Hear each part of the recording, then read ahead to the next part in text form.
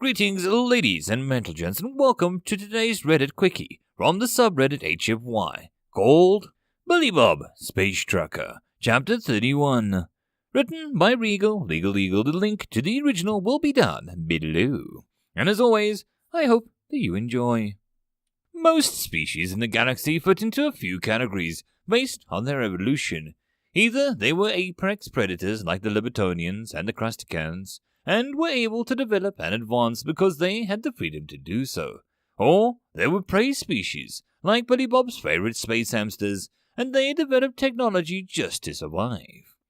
Humans were messing with the classification system because they hadn't evolved as the apex predators. There were lions, tigers, and bears that could tear them apart. Not to mention gators, crocs, sharks, spiders, snakes, wolves, and more. Plus everything living in Australia, including the Australians. Even animals that wouldn't suspect were killers. Hippos had a greater kill count than lions each year. Those that were apex predators were good at spotting creatures that were trying not to be seen, while those that were prey tried to be good at not being seen by the predators. Humans had become apex predators through technology, combining their natural endurance and hunting abilities with their tool-making skills that they'd started off with the basic spears and bows and arrows just to keep from going from there. Even still, when they went hunting for a tiger in a jungle armed with a spear and a bow, there was a good chance they weren't coming back. Humans had to blend in the techniques, being hard to see while also being good at seeing what didn't want to be seen. The concept of the ambush predator wasn't very common throughout the galaxy, but living on a death world had a habit of bringing out all manner of successful animals. What really set humans aside, however, was their interactions with each other, not just with nature. When you took a bunch of prey who got it further in their head that they were predators, stuck them on a death world with the majority of the planet being ocean that they couldn't live in, then started tossing in a whole mess of different philosophies and limited resources, and you had Earth. War evolved in many ways, leaving some aspects unchanged for centuries, while the tech and tactics shifted all the time. Anything to get a leg up on the enemies and win. Americans had started off winning their revolution by hiding in forests, and then as the British officers demanded they line up and advance slowly towards them, the Americans just shot them. With the advent of guns, warfare changed more rapidly than ever, and the humans, with their need for both to be hidden and yet be able to support hidden things, just got pushed up to a whole new level. Any creature that could stay in the same position for 24 hours, before finally taking the kill shot on a target a mile away, did not fit into the greater galaxy's ideas. The fact that they didn't need a computer to take the shot either was impossible for the other species. It was perhaps a fluke of the universe that humans had ever evolved that part of their brain that even allowed them to compute the rough paths of objects in flight a million years before they developed the concept of physics. Libertonians could fly, so their brains had the ability to process complex flight patterns on the go, which helped drive their intelligence as a species. But they never needed to throw anything in order to hunt. That's what their forearms and 2 legs ending in razor-sharp claws were for. And so, humans were filling in a very special and unique role that didn't fit anyone else. Prey who thought they were predators, or perhaps predators that were kind of crap and needed tools to become better. All of these made sure that the humans were very tenacious and difficult to fight in the current war with the rest of the galaxy. But there was one final piece to the puzzle that was slowly but surely destroying the enemy's morale. Americans loved to freak with people, and they were competitive. This was why on the important junction world Kariash, the Crustican defenders feared for their lives despite never having faced the humans in open battle. It had started with a missing patrol that was investigating reports of a meteor impact. The planet was very arid and rocky, which did not suit the Crusticans, so they had to keep constantly supplying of water to replenish their hydrating mucus. After the first patrol went missing, there was a pipeline was sabotaged.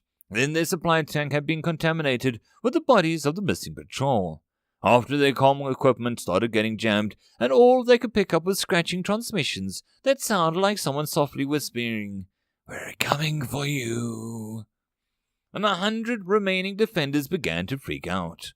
Their tormentors watched. Only 5 of them had been dispatched to this planet. 5 humans to occupy the planet currently held by 300 Kruskan soldiers. At the moment, they were all arrayed along the edge of a rocky canyon as they watched the Kruskan patrol in the valley below them.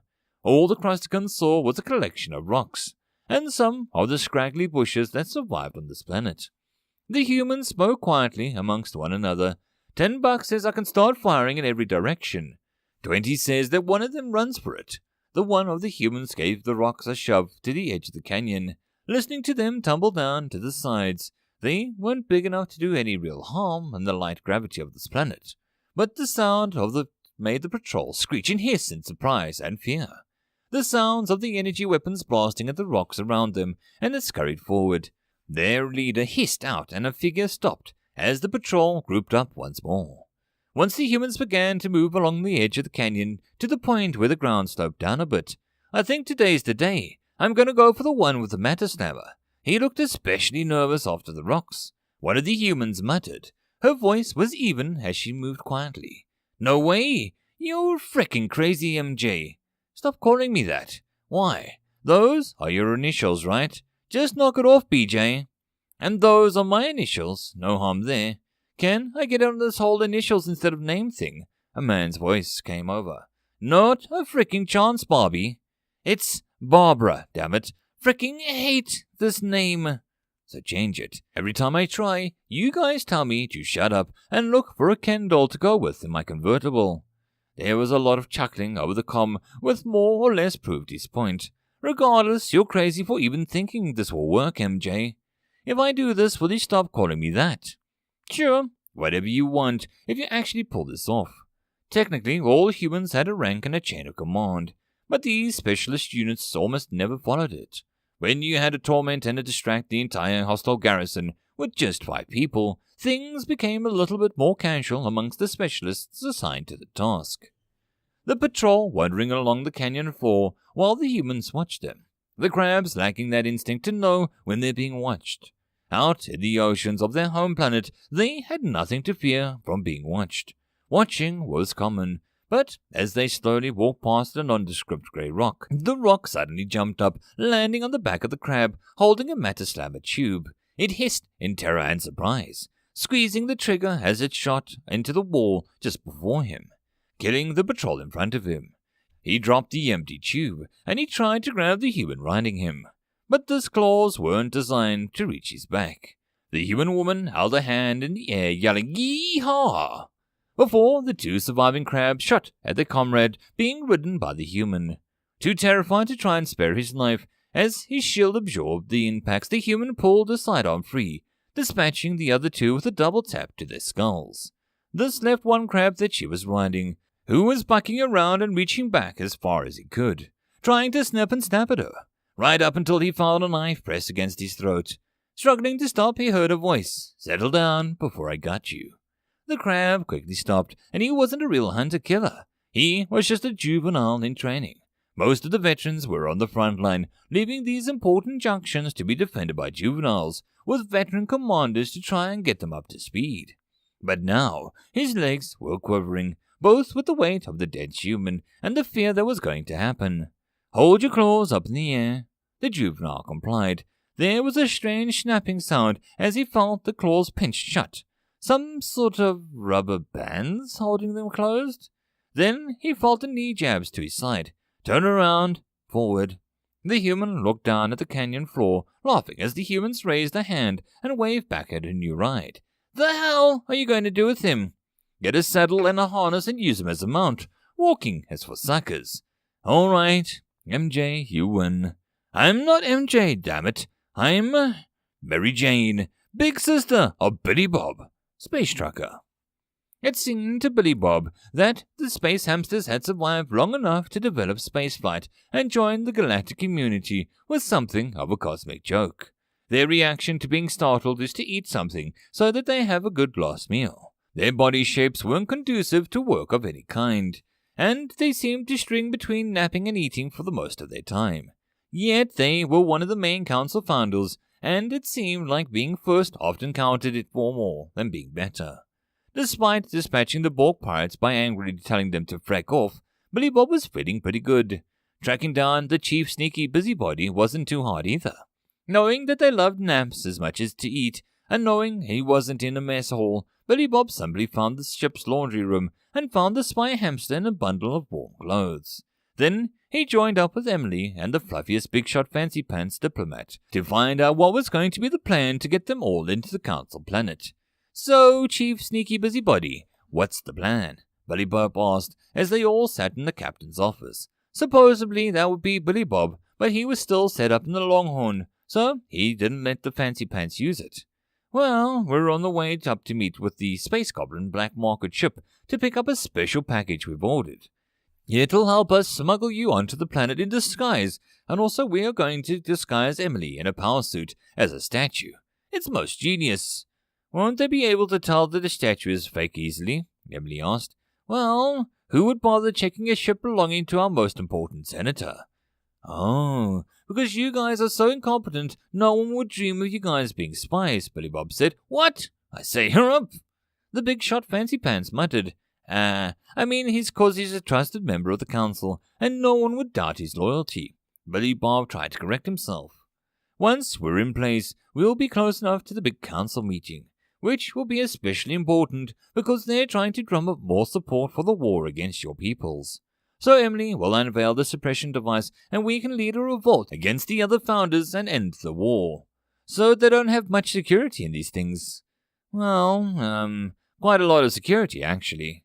So what's the plan for stopping them from killing us?" Billy Bob asked. The hamster paused and looked at one another. "Well, one was to assume that you two can simply dispatch them." "Yes, what? The fancy pants said. "But won't Matriarch Elite be there?" Emily asked. "Oh, we're going to give her lots of food laced with sleeping agent to knock her out." "What's a matriarch?" Billy Bob asked and looked around. "And I don't mean the definition of the word, but what are we talking about here?" "I keep forgetting you were passed out when the one attacked the museum," Emily said and reached across the desk in the room to bring up an image in the screen from the extranet. "Jesus Christ! That's a walking bus! Fricking hell, how many claws and spiky legs does that thing have?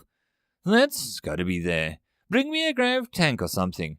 "Frick! That noise, is that to scale compared to a Libertonian?" "Yes," Emily said with a nod.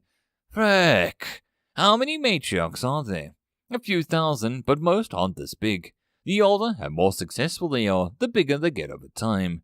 They have a legend about the matriarch who united them as she was the oldest and largest of all time.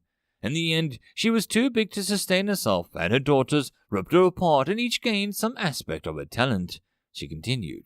"That's a creepy-ass story." "No, I say legend, but that matriarch was this one's great-grandmother. It actually happened. I don't think they gained a part of her essence, but yes, they did tear her apart and eat her. Fricking brutal, man. Hell, of a Mother's Day, I'm sure." Billy Bob shook his head for a moment.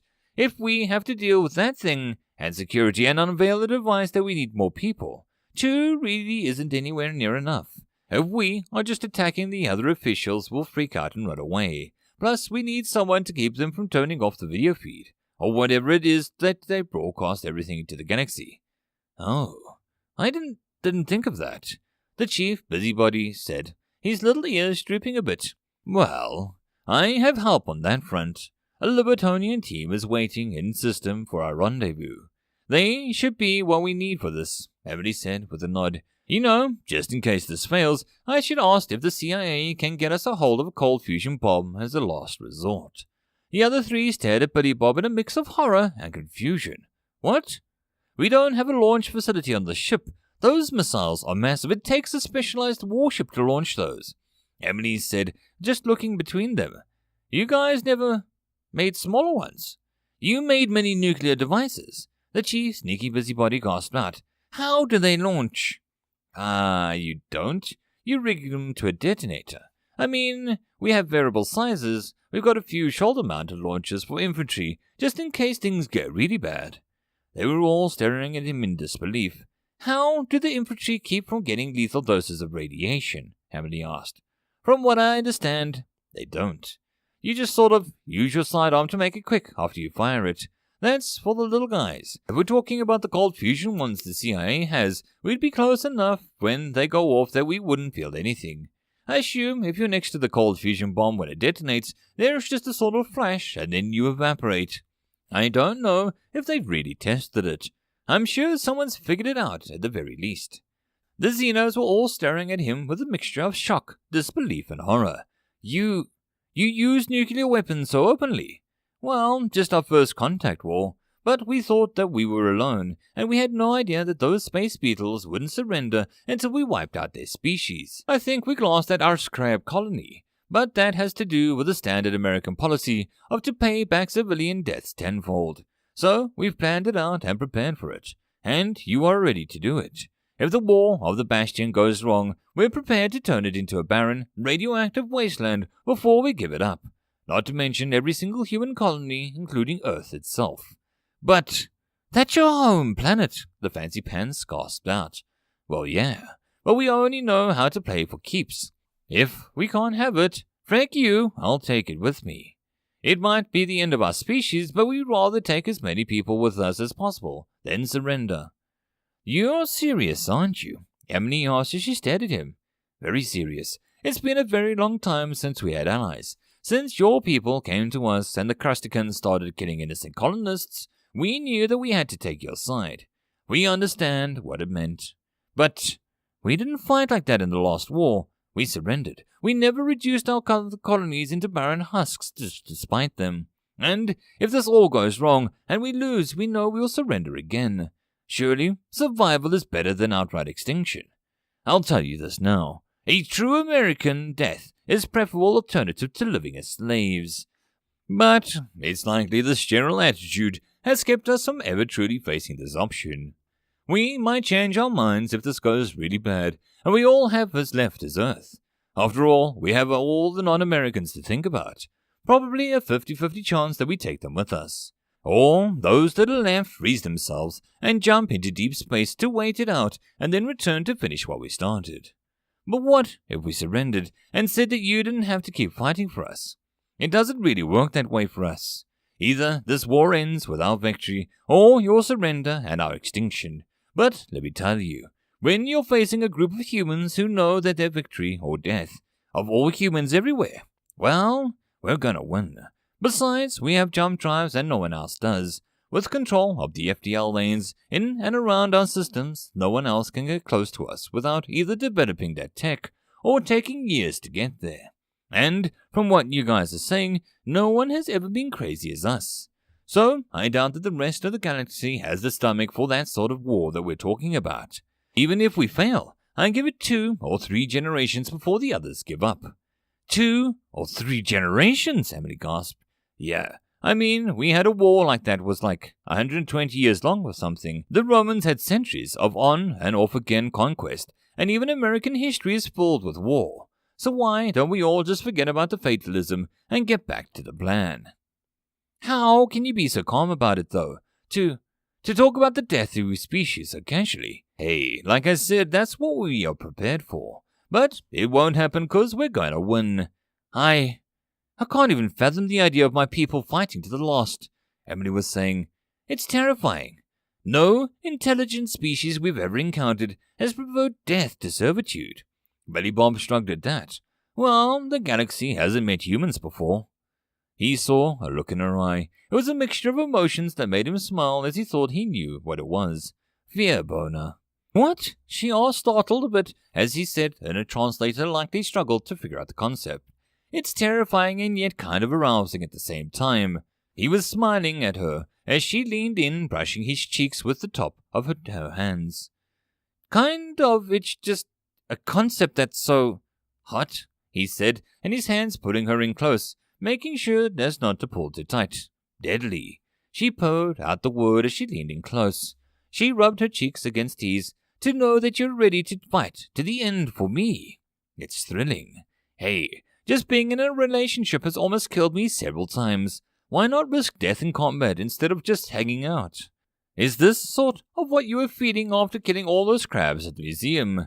Yeah, but you ruined it by almost dying, she grinned a little, giving sort of a pleased chirp, her fingers slowly brushing again over her wings, the feathers feeling incredibly soft and smooth to the touch. Billy Bob figured that he might as well figure out Libertonian anatomy. After all, when he heard the hamsters. "Predators are terrifying," the chief sneaky busybody muttered. Willy Bob and Emily quickly pulled apart, each of them looking a little embarrassed that they had forgotten the hamsters in the room. Willy Bob coughed into his fist for a moment and then decided to sit down. "Should we leave?" the space hamster ventured, and both Emily and Billy Bob shook their heads. No, it's fine. Just, predator things," Billy Bob said, and Emily nodded in agreement. "Anyway, the device Emily has the blueprints of. Do you just stick that into some USB port and upload it to a PowerPoint presentation at the event?" The hamsters looked confused again, but Emily spoke up. "I have it with me, actually." "What, the device?" She nodded. "I've kept it by my side this whole time." "Oh, it's tiny." "No, it's a decent size, but I keep it in a pocket dimension." Billy Bob blinked in surprise, and the hamsters looked a little startled as well. "A pocket dimension? I thought only we had skip drives." "I assure you, humans are the only ones crazy enough to skip through the edges of reality. No, this is just a device that keeps things in another space for easy storage. We've only recently created it." She pulled from a small belt a thing that was thought looked like an ancient coin purse, only black and made out of sci-fi materials instead of whatever they used centuries ago. She pressed a button on the top of the bluish light poured out of it, and the strange thing. Billy Bob had no idea why he immediately reached out for it, as Emily had told him not to, but once he touched the thing, he seemed to be drawn down into it. It was something like the strange flash of entering a skip space, but this time he was floating in blue. Not like water blue, just blue. For some reason he didn't need to breathe. Looking around, he saw some sort of mechanical device about the size of a washing machine, but it looked more like a lumpy mechanical turtle. Beyond it, seemingly to be very out of place, was a stuffed animal. It looked like a sort of bunny with 6 arms, legs, limbs.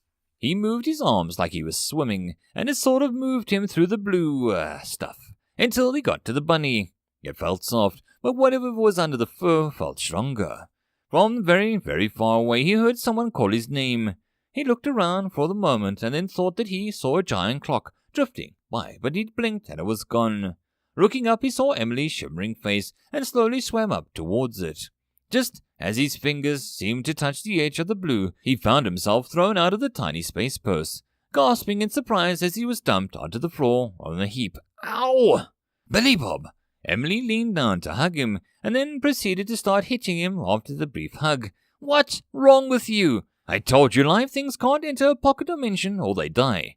How was I supposed to know that? I just touched the damn thing. You need to be more careful." She paused and leaned up before gasping, pulling the stuffed animal from his hands. "You found Percy! I thought he was lost forever."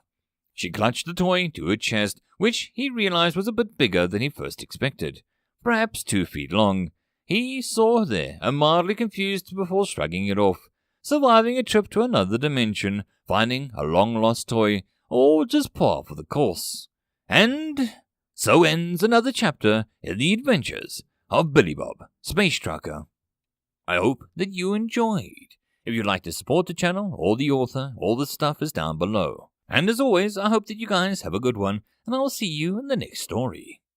Cheers.